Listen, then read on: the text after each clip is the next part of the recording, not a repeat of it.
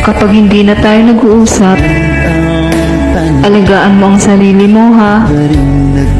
Mag-iingat ka palagi. Sana maalala mo kahit minsan na may isang ako na nagmamahal sa'yo.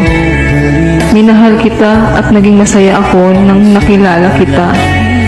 At hindi ko pinagsisisihan yun. Naging totoo ako sa'yo kahit nasa maling oras tayo. Handa akong